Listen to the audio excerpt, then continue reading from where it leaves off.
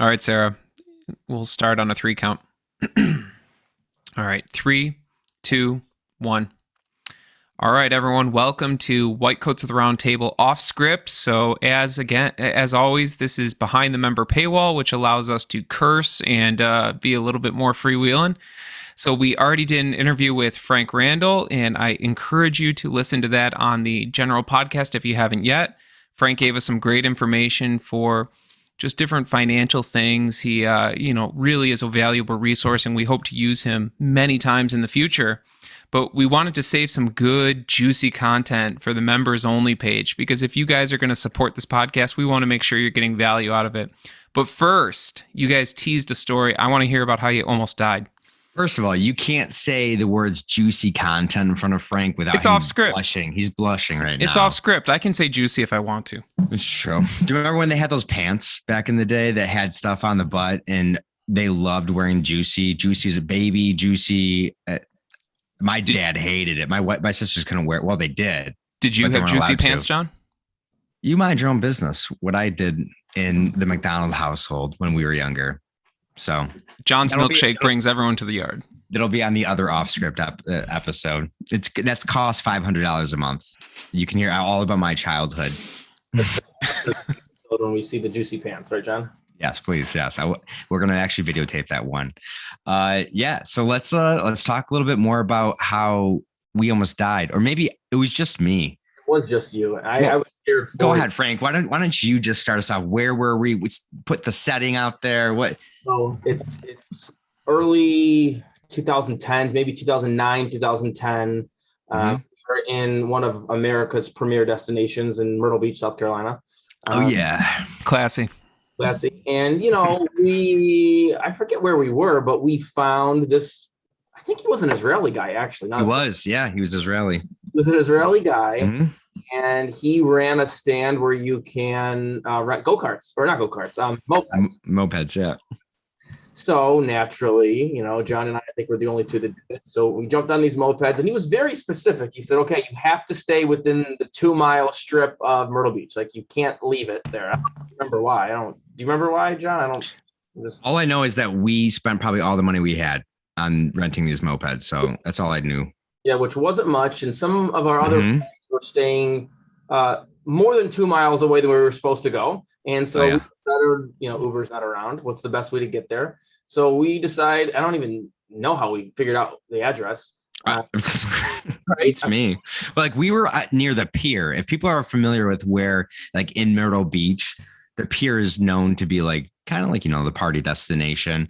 But these people were staying like way up the beach. Like, on a good clear day, you could probably maybe see the pier from their location. So very far away, miles. Yeah. But yeah, please go ahead. And I'm following John because apparently he knows where he's going. And we end up going past the 2-mile radius, and we're now on the expressway. Like, we're on these mopeds probably going pounds, right? So I feel like as cars are going by, vroom, vroom, like, the wind is kind of shaking us. And so we're trying to hug the shoulder as best as we can. And I see John ahead of me with the little tire of the moped. He like hits like the drop off between the asphalt on the road and like the gravel, and he hits it and starts getting these speed wobbles. Oh yeah, I got some wobbles, some skate wobble. I'm thinking he's gonna go down and get run over by a semi, but he recovered. But I saw it. Like it was like driving down 590. I mean, we live in upstate New York, so 590, 390, one of the major highways. It would be comparative as if we were driving a Razor scooter down the side. We shouldn't have been there. Granted, we were maybe just 21 at the time. Was this a sober event or a lubricated event? No. We were very sober, sober-minded individuals. So this was with the full faculties of our brain. just no frontal lobes at 21, apparently. No, absence of. I mean, there was many more mistakes made that day. Wasn't that the same trip where did we lock our key? No, was it the neighbors above us in the hotel locked their keys in the apartment and they scaled the building to get in, or they dropped from the hotel above them into their hotel room in order to get back in, or was that us? No, that wasn't me. That could have been you. Well, I don't remember. I just remember we had to scale the bill, or somebody scaled the building, and it definitely wasn't me because we locked our keys inside. And it was one of those property management where they didn't live in the location. They had somebody drop off the key. So we had no way of getting keys. So we had to risk death a couple of times. I mean, it sounds like something I would do, but I don't remember it. I just know I saw your life flash before my eyes, and it was almost tragic. Yeah. And the flashing you would get from me is I'm as white can get. So it's like seeing a sun flare, me like going down. Yeah. It was an accident, 18 car pile up because of.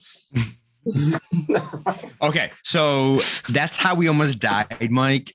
It is a fond memory, but look, I just know my kids, we both have 4 boys. I know they're going to do stupid stuff like that. And so there's going to be a visit to an emergency room at some point. So I hope there might be a listener here on the Patreon who could potentially be the ER physician or PA watching over my son, post semi razor scooter meet, One can hope. Help me out, please. But no, yeah, let's talk. Let's get more into the finances. I do remember first meeting with you. I was skeptical, Frank, because my experiences in the past, I was with Northwest Mutual. The guy that I first met with, my idea was this guy's going to help me budget. He's going to help me figure out how to structure my life financially. I'm going to be on the right page. I've been listening to Dave Ramsey, and I remember sitting down and he starts going, talking to him, doing his pitch. And I said, okay, what I really want is help with my budget, trying to figure out how to become wealthy. And he's like, we can talk, we can go through that if you want to. Let's get some basics down first. You have to be insured. So these are all the products we have. You need to pick your disability. You need to pick your life insurance. You need to pick your short term. We need to talk about riders. It just listed off all of his products, opens up a salivary collection kit. I've got to put it in my mouth to make sure I don't have any diseases. And the only thing I'm thinking, Frank, is last night I smoked a cigar. I'm thinking, should I say something to so I'm freaking out with this thing, salty stick in my mouth. Oh my God. The salivary collection kit in my mouth. And I whisper out, hey, do you think it's going to catch that what if I smoke cigars every once in a while? He's like, well, how often? Do you smoke them every day? I'm like, no. Last night, he's like, you're fine. I was freaking out I was going to get covered, or I was going to get a low level. Yep. Yeah, it was fine. But yeah, so that was my experience. I was like, so when we met, I'm thinking, I'm going to have to embarrass myself again by asking daddy for help with my monies. And it wasn't at all what I expected, thankfully. But yeah, I did not have a great experience with Northwest Mutual. So I think what people are interested in, if we're all honest, is we want to come out of this life, or even live this life, with as much money as possible to enjoy, while making sure that we're taking care of the essentials. So how can we become wealthy? That's really the question. What's the best way to become wealthy? Yeah, I think money, first off, is a tool, right? People don't work, 30, 40 years, 30, 40, 50 hours a week just to have money and exist, right? At least I think it's important to understand that money is a tool, right? To live our life, to, and one of the, I think the biggest things that in the financial service industry that people get wrong is they talk about goals, and they'll say, John, Mike, what's your goal? Well, I want to have X amount of dollars when I retire. Mm-hmm. Okay, well, there's a lot of time between now and then, and how much money do you need, and what does retirement look like for you? And so we're making all these plans off of guessing how much money you're going to need. But I think, what are some ways to build wealth? I think behave. I think build a plan and behave. I think save. Statistically speaking, the U.S. Bureau of Economic Statistics, I believe that's the bureau. I could be misquoting it, but I have the link. The average American savings rate for the last 25 years is 5.5% to 6%. So the average American saves about 6% of their income. And if you look at that chart, in 2020, the savings rate in America spiked up to 32%. So did COVID-19 like teach everybody how to save? Of course not. Nobody could spend their money, right? So it was a behavior thing. Like you had no choice but to save. So, I mean, to me, I think the three ways are, have a plan / behave, save your money, and then take risk, right? I think that's the other part that people don't think about. In my opinion, most wealthy people didn't save their way to become a millionaire, right? Like saving is important, but they took risk, whether it's an investment, starting your own practice, moving across the country. So I think, again, take it all with a grain of salt, but behaving, having ideas to bounce off with someone, and taking calculated risks, I think is the best way. If that's so getting out of your comfort zone is what I'm hearing. Not necessarily, it doesn't have to be, I think, because when we think risk, we think, okay, there's a potential downside to this. What you're saying is get out of your comfort zone. What might seem safe to you now isn't going to get you where you want to be in the future. So just try different things. Yeah, I mean, figure out, like, have purpose behind work, right? I mean, I know a lot of people who aren't happy with where they're working, and it's a reality of how can we make a meaningful impact, but also make money, and that may require a risk. Right? There's someone who worked for a smaller company, got bought out. There was a severance package, and this person, using that money to kind of start his or her own business, right? Mm-hmm. Like the safe thing would have been, in my opinion, to go work at a competitor at the same 9-to-5 W-2, but they use that as an opportunity. Mm-hmm. Does that mean every time something like that happens, take the opportunity? No, but it was right in this case. So yeah, don't be afraid to take risk in life, in your finances, in your plan, in your personal life, right? Like, it took me probably like 5 to 7 months of chasing my wife as a friend, and I had to take risks every single day to finally get her, but I was persistent and I finally won. I'm not competitive or anything. Okay. So, but we have to, I think that Mike and I need to rein this in a little bit, because in our world, when you say risk, even in your personal, there's something called risky behaviors that we discuss in educating patients. And there are definitely risky behaviors that you don't want to take in your personal life, Frank. I need to put you in your place. Well, here, let me give an example of that. So I love TikTok. Tijuana. Oh, sorry. Go ahead. Nah, but so I love TikTok. I may be a little bit too old for TikTok, but I'm obsessed with it. And a lot of my feed is TikTok seems to be obsessed with providing Airbnb rentals, short-term rental investments as this get-rich-quick scheme. Right. They talk about cash-on-cash returns of 50, 60% annual. So when you watch this, you think, oh my goodness, these 20-something Gen Zers are making millions of dollars off of short-term rentals. But if you actually dive deeper into it, because a lot of them are shilling something, and then you go to their website, yep. And I think you said these financial performers in our general episode. And when you go to their website, even with just a little bit of scrutiny, the amount of leverage that they're carrying on these, and it is like eye-popping. I watched one where a guy was investing in an Outer Banks house, and he's talking about how he's cash on cash, and how he's positive cash flow each month.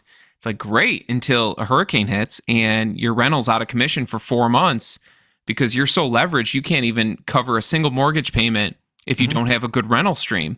And we just are coming out of a 2-year pandemic where I know short-term rentals grew over a period of 2 years, but I doubt in March, April, and May, Airbnb owners were doing well.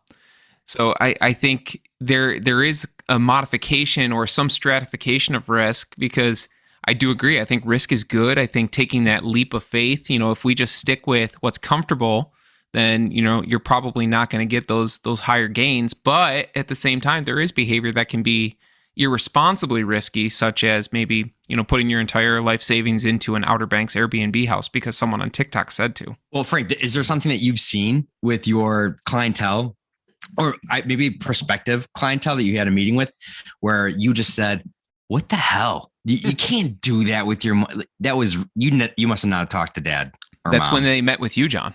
Yeah. Well, yeah, to get some psych meds. It's probably different.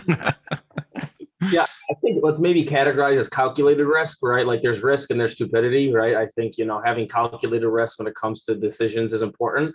But then again, the question was, do you want to be wealthy? Not everyone, that's not the goal for everybody, right? It could be just to be comfortable and have just enough.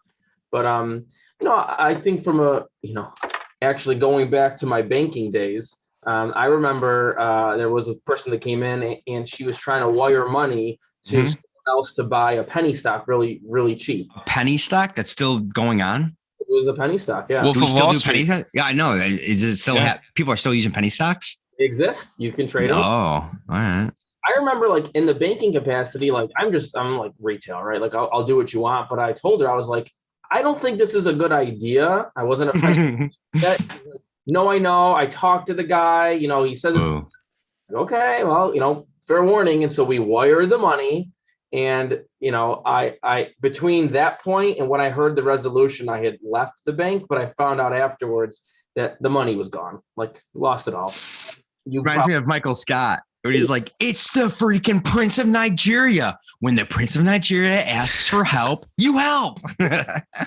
Because what happened is that person, whether they saw, TikTok wasn't a thing at the time, but they saw something that worked for someone else. Yeah. Followed the crowd and money was gone.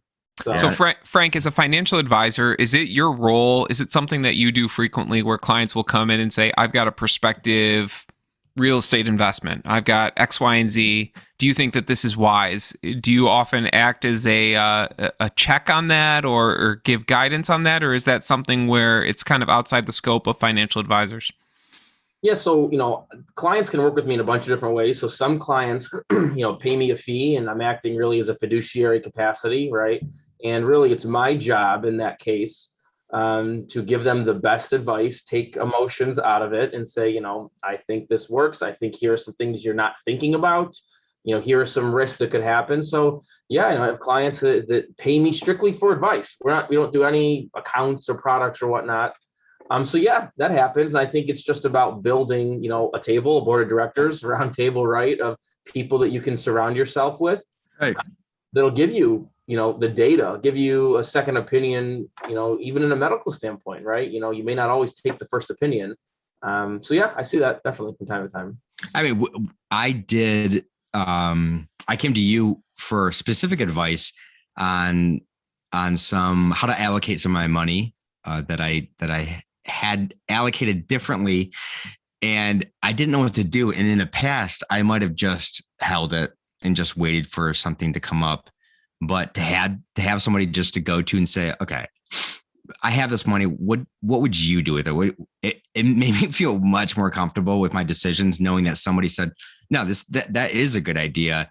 Not just because I said so, but because I have these certificates behind me to say that I know what I'm talking about. It was comforting. Yeah. And like I mentioned before, so my wife's a nurse practitioner, right? And so sometimes when there's something wrong with me, I'll go to her like, what do I do? You're the professional. Give me some guidance. If I go to a pharmacist, right? If I come and say, I read about this, remedy or whatnot, that it works for everybody, and you can simply tell me, no, you're an idiot. Take this instead. I think there's value in a professional's call. It may have worked for the Airbnb 1% person, but it's probably not a good idea to be taking X. Right? I'm going to tell you why that's a bad example, though. Okay, because I just learned a trick as a pharmacist. So any pharmacist listening right now, you know what I'm talking about in the retail setting. Somebody comes up and they say, with your herbal remedy or some remedy, it's like arnica in these little pill forms that are, you could take 50 of them and it would do a Smartie would probably do more for you. They come up, they say, hey, I've got some back pain and Aunt Josie told me that this would work and it worked for them. What do you think? John normally would say, well, homeopathics have no evidence whatsoever scientifically to support their use, benefit, anything. You would be better off sucking air rather than taking what you have in your hand right now, and try to explain, giving them a different option. What? There goes our naturopathic audience. Get out of here. I don't care. And somebody suggested, you know what? My husband takes this approach. I'm not going to say I agree with it, but we are on off script. So instead of giving an opinion or an option, next time they come up to you and ask you that, say, ma'am, what do you want to take? What do you want to take? And when they say, well, I want to take this, you just say, okay. You get more positive responses to people because those people don't want to hear what you have to say. They want you to say, that's a good idea. So, okay. To bring it back a little bit, Frank, I'm not saying that was a bad example. I'm saying pharmacy, but maybe. But maybe. Anyways, I'll refocus us. So, Frank, I've got a question. Oh, no, we don't need to keep This is off. I want to refocus. Don't you pressure me into refocusing? No, I want to use this as time to be cheap and get free financial advice from Frank. Please. All right. So, Frank, I've got a question for you. So, I love Wealthfront. It's one of my favorite apps. And one of the reasons I like it is not only does it have the robo investing where it does all the low cost ETFs, but then it also links to all of your accounts. So it does some of the financial planning stuff as well. So right now I'm diversified. I've got my work 401k. I've got some accounts with my financial advisor. And then I've also got my after-tax accounts with Wealthfront. So I'm diversified. I'm trying to figure out, is it worth it? Because my financial advisor, they charge 1% on top of, the management, 1% management fee on top. So what are your thoughts on the robo investing accounts? And is it worth the 1% to use a financial advisor? And so before I tackle the robo advisor, I think what you described, is probably what you have going on is probably 25% of the full financial picture, right? I think commonly, we break it into chunks, right? And to me, the 4 chunks of a financial picture are, assets, and you kind of listed, a bunch of stuff there. Other side of the balance sheet is someone's liabilities, their debts, right? Is there a way to play the interest rate game? Then, the foundation is really cash flow, right? Understanding where our money's going. How do we tell our money where to go, right? Instead of asking where it went. And then the top part is protection. Like, how do we protect all that? So I view really the financial picture is really kind of, 4 different domains. To lead into the robo-advisor part, I think that's the core of that question is really fees, right? Like, does it make sense to spend money to do this, right? Robo-advisors, in my opinion, exist because of fees, right? People are asking those questions. Index ETFs exist because of fees. What's an index ETF? The S&P 500, you're just buying a fund that tracks the general market, right? So these things exist because of, fee compression. And I'm not saying fees are good or bad, but I think most people don't understand the structure or the purpose behind why an advisor charges a fee. I think historically, long answer, but I think historically, robo-advisors, ETFs over the last 10 to 15 years, like, crushed it, right? Like, you got a really good, I could argue, almost the same rate of return from like a pure investment standpoint, but you made more money because you didn't have to pay fees. However, in today's market, the volatility, what's going on, I think that robo-advisors have gotten less and less attractive, because where a financial planner comes in is really the behavior management, right? Is really the strategy. And I'll say that, I forget where I heard this, but someone said, robo-advisors really, don't give a shit what you do, or they don't care about you as a person, right? They're going to give you the algorithm. They're going to tell you what to invest. And I don't know, I think, what are you paying for from a fee standpoint? You're paying for the human element. Personalization, right? Yeah. Yeah, the human element to understand not just the 25% of your balance sheet, because I guarantee the robo-advisor is like, it's math, right? Giving you great guidance. But that human advisor, and that sidebar, financial planners, I think there's so many different financial planners. And I hate that term per se, because you can have a podiatrist or a cardiologist. They're both doctors, but they're 2 very different things. Mm-hmm. Finding a financial planner that does a lot of that. But yeah, robo-advisors don't really care how you feel. Mm-hmm. I think the fee you pay for is the human element, in my opinion. I don't know if that's the answer you were looking for or not, but that's my take on it. No, I agree. I think so, and that's where. So the parts that I have in robo investments are relatively small, And one of the reasons I have it is I just like the fluidity of it, because we essentially use it as a plussed up savings account. Yep. If we're saving up for a home renovation or things like that, we'll put it in there, and then it's just easier than having to call my guy and have money transferred back and forth. But I am considering moving everything into my financial guy. And one of the big reasons for it is we recently switched from Class A front loaded shares and mutual funds, and now everything is ETF. So the costs are now very comparable. I'm not paying the 5.5% load. So I'm not going to do Class A shares for something that may not necessarily stay in the market for a decade. But now that we've gone to ETFs, even with my financial guy, the costs are so much more comparable. The advice I'm getting, the personalization, I think there is more value added there. And I know I just went really, high level with the terminology, so I apologize for any listeners. But so my follow-up question then is, what is an appropriate use of robo-advisors, if any? Because right now, like for my example, I'm using it just for after tax. I would say it's maybe 2% of my savings, right? Or of my save rate right now is going to an after-tax robo-advisor account.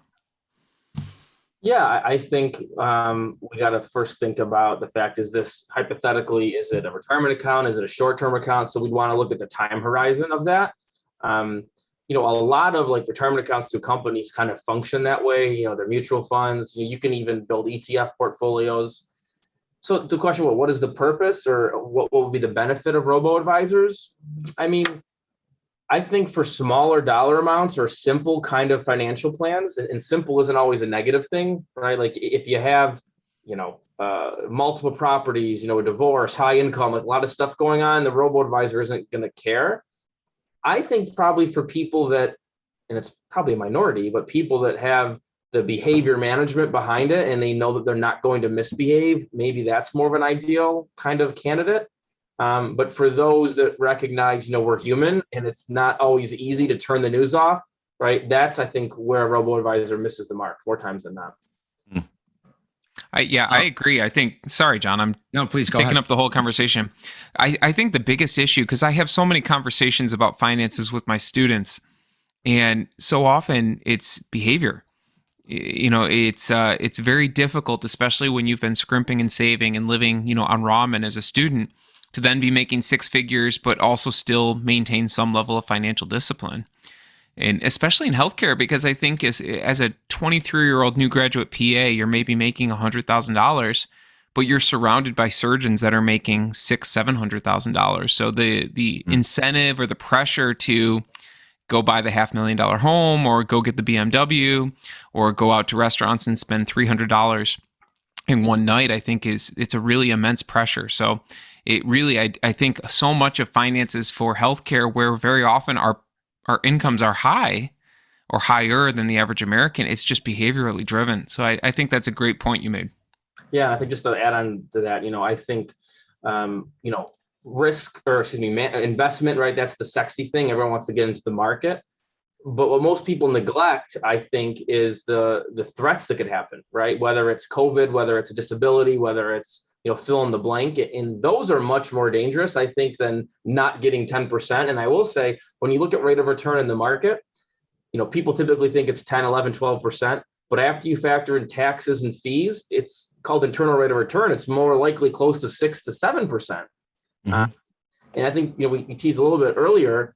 I would say, just to wrap that point up, is that really it's about when we do things, right? So like if somebody has extra money and they're thinking about robo-advisor, I would really do these 4 things first. I would first look at, their benefits and protection pieces. What are the gaps?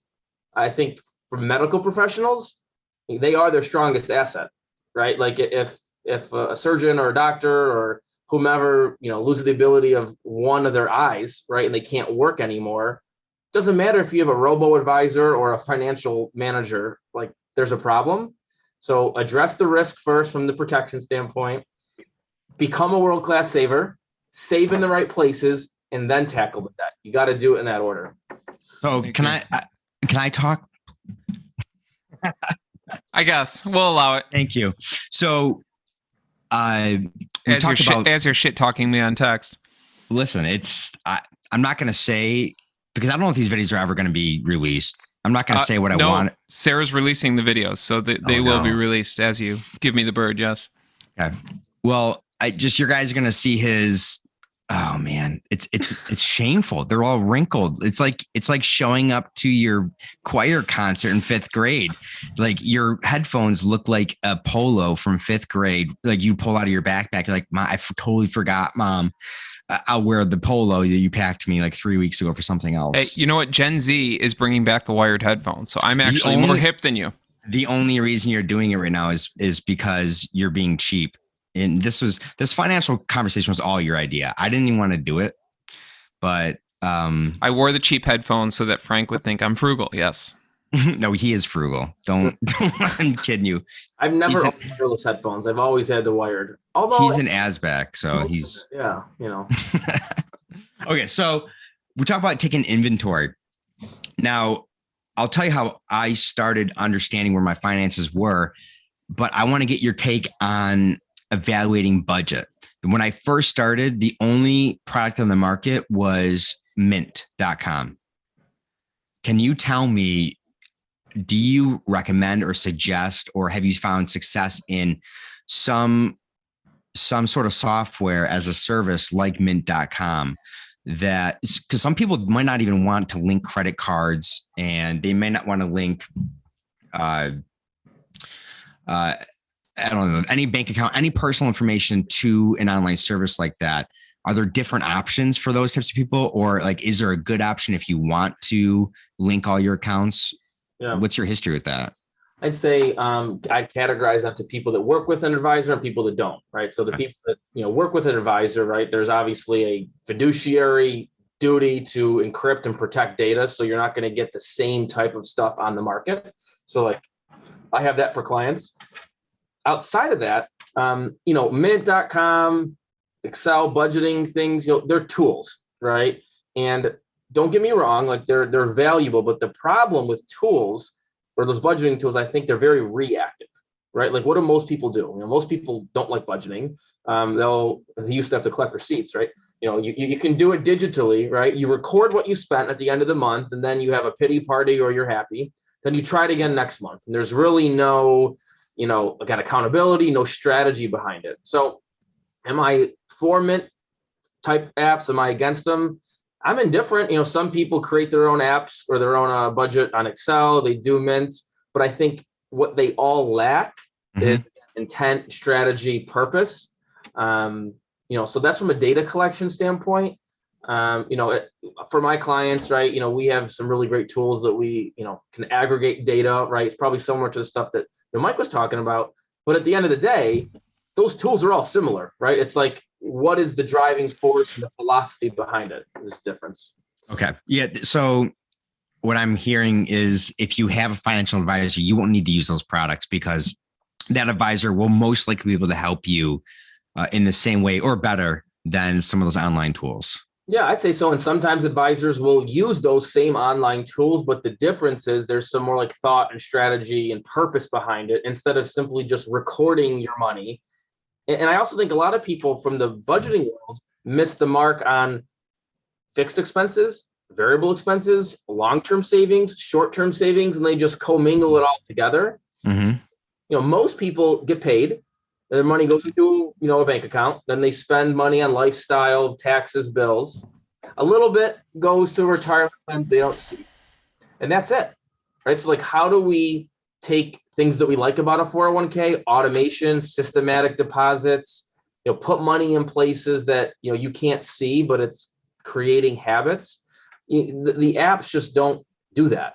They'll record for you and like on my Discover, not a plug for Discover, but I love that it gives me like spending analyzer at the end. What are you going to do with that information, right? That's the difference. Okay. Yeah. I think for me, when I first started off, I had to know how bad or how good the situation was.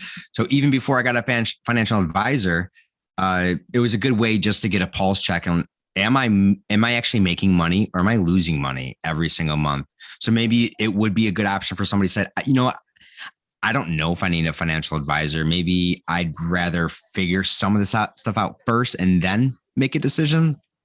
Maybe for those people, it'd be okay. Yeah, I think like we talked about, before, like take inventory and like doing a budget, I think is almost always better than not doing one and trying to figure it out. Right. So I think Mm-hmm. it's a really great logical step, get the data, get the budget, see where the money's going, and then figure out a strategy on how to course correct, how to, come up with a plan. But yeah, universally, I think it's almost always better to do that. All right, very good. Yeah, we need to talk, Frank. I gotta move some money. I'm really, I do want to talk stories, but Mike, before I just totally, because you center me, Mike. Oh, thank you. Oh, thank you. What else do you want to ask, Frank, that people who are coming to the Patreon might be able to get a little bit more information on? Because right now I'm drinking some wine, and wine, I didn't eat too much today. It was a busy day. I'm already getting flushed. It's pretty great. Look like I have a sunburn. So you're gonna have to take the reins on this serious stuff, and I'm just gonna keep on cracking at like, how can I derail this thing as fast as possible? Well, I think I'm looking at the time right now. We're at about a half an hour. So what I'll do, actually, Frank, I want to turn it to you. So now we've done almost an hour worth of interview with you. And as we said earlier, I think, especially if this is well received by listeners, we'd love to maybe dive into specific topics deeper and have you on again. But let me kick it back to you, Frank. Is there anything that we may have missed in our conversations together, or anything that you want to leave as kind of some final concluding thoughts for listeners of just some super high yield, tidbits that they can take away? And NFTs, should we invest or not? Go ahead. I'll probably go on record and say probably not, but if you have 1% of your money budgeted to casino NFTs or betting on the ponies, I guess it's all the same. Okay, thank you. You're welcome. I guess I would say from a closing standpoint, it's really just about education. I think that financial literacy is something that's not taught. It's something that can be embarrassing to talk about, right? People don't always want to disclose their information, or they think they can kind of do it on their own. And, there's really two groups of people that have, can we swear on this? Oh, yeah. People that have, we'll call the oh shit moment, where you're like, 59, 64 years old, you have very little money, and there's not a lot that we can do from a planning standpoint, and we can try and course correct. Or the people really, not that age group, right? Because age can be kind of all over the place. Age is just a number to Frank. Go ahead, please. I don't want to say 20, 30, 40, but, whatever the oh shit moment is. And, it's really just about going back to challenging traditional thought. I am convinced that the financial service industry, not to put my conspiracy theory hat on, but maybe I will for a little bit, I think really society wants people to just be a cog in the wheel, just work, become a tax producing, revenue producing vehicle. And they do that by not giving people education. So I think that's the big thing, right? Is ask questions. Most financial planners are free to meet with. Go on an interview tour. If you recognize that there is a gap, whatever that gap may be, interview, align with someone when you have that, similar philosophy, and be open to suggestions. I think, I don't remember what the actual question there was, Mike. I'm on a rant. That was perfect. That was good. Yeah, perfect. I feel like when you meet somebody who knows finances and knows entrepreneurship, there's something different in how they think and how they talk and how they evaluate risk and money. It seems like they know something that we don't know. You seem like they're talking a different language, because they'll say, oh yeah, you know what, we can do this with that money. It's not that big of a risk. I'm willing to do it. Let's just do it. And it seems like they're being very flippant about it, but these types of people have such a plan in their head of, they've had the same situation in the past. They know how it's executed, and they know how to carry it forth. And it's just due to education and playing around with it and training. Like, we didn't know anything about podcasting before this. We didn't know much about building this type of a business, but we know a lot more about it now just by messing with it. Marginally, but it's better than none, right? But no, it was perfectly said. I think that just educate. We're used to doing that as healthcare professionals. We have to do it on a daily basis. We always learn. So, but before we close, Mike, We did not get a chance to do this with Frank, and we may just copy and paste it over to the main feed as well.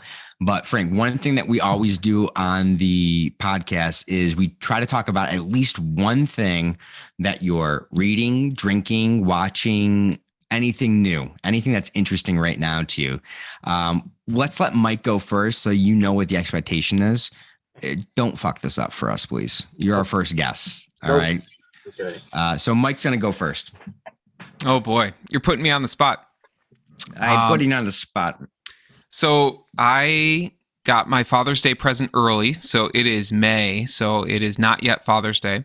But I told my wife I wanted a Blackstone griddle, one of the flat top, cast iron griddles. And she, wisely bought it early for me so that I could have the entire season to use it.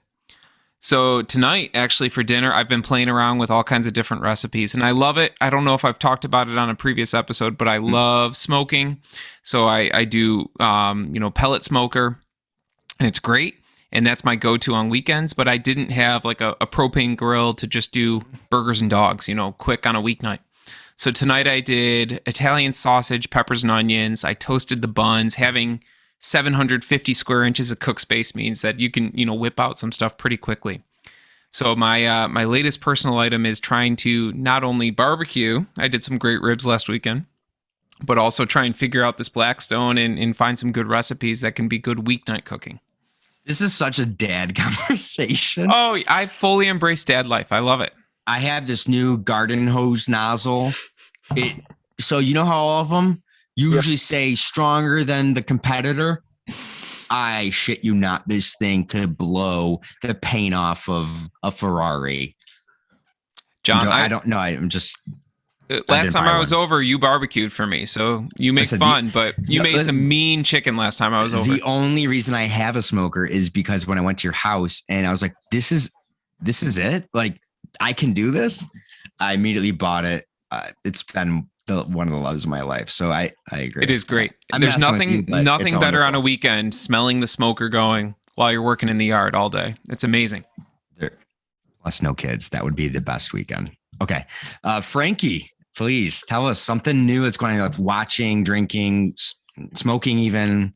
Tell me anything that you're finding enjoyment in recently. Well, so it's May, end of May right now. End of December this past year, my wife and I got a new house, right? So we moved in, beautiful house, big yard. And so as you're talking about, dad life, home improvements, like the two things immediately come to my mind. First off, I'm really excited because this Friday, my John Deere S170 will finally be delivered to my house. Yes. I got an acre and a half. And so I've been used to the push mowers where they go. Crazy. But I got the John Deere coming. The guy's going to drop it off, give me the little walk around. Super excited about that. And also, we recently were doing a bunch of gardening. We just bought something called a gorilla cart. I don't know if you ever heard of it. It's instead of a wheelbarrow, it's like this cart on 4 wheels. It's got 0 turn radius. I've seen this. Yeah. I mean, it was like $200 or something from Lowe's. Yeah. Troy's wheelbarrows were moving, soil. We're moving bushes. I've been outside the last couple of weekends, but it's home improvement season. There's lots of stuff to do, but excited to get on that John Deere. I got the cup holder, got podcasts ready to go. Get a nice 1.5, 2 hour cruise in the yard. It probably only takes me an hour, but I'll take my time. So definitely excited about that. Yeah, there's nothing like listening to serial killer podcasts with a warm beer between your knees. How did you know? I just know you. Okay, so I'm going to take it back a bit, boys. You talking about things you're enjoying. This is kind of enjoyment, but it's on the latter end. So I was listening to our podcast recently, Mike, and I saw that we had talked about Disney, how I was planning on going to Disney. I forgot that we'd even discussed it. I was going to bring it up at some point. This seems to be the perfect time. We got back from Disney on last Tuesday. I don't know how else to express this to you listeners and to you men sitting here before me today. Disney World is the worst. I am not a supporter. I think that it is the opium of this generation. The amount of marketing in that place is abhorrent. Personally, I don't care, whatever, but my 4 boys walking down the street, completely crowded, hot, muggy, people cutting you off in scooters left and right, stopping in the middle of the pathway to stare at the sun or whatever they're doing. They're complaining about how they can't get this, that, and whatever. We get to the ride. Disney World is like an abusive relationship. 90% of it, horrible. You want to end it. You just want to leave in the middle of the night and just, where did dad go? But then the 10% of it is, that ride was great, hilarious. Or like the, what's the Splash Mountain, where they have the bear and the, what's it called? Burr Rabbit and stuff. Dude, it was, my kid in the front goes, this looks like a fever dream. He was right. That was like tripping on acid, but in real life. Anyway, so Disney is the worst. I will never go back to that place unless it's with a friend or grown ass children, also known as teenagers. I would do that. That seems like fun. The families of little girls, oh, fantastic, beautiful. They seem to be loving it. Everybody. If you have boys and only boys, stay away from that place. If your wife is demanding it, file a divorce. I will find you I will even help pay for it. Okay. I'm just trying to save you trouble. It's better sleeping on the couch for a month than 1 foot in Magic Kingdom. I think we're going to keep this rant on the patron side.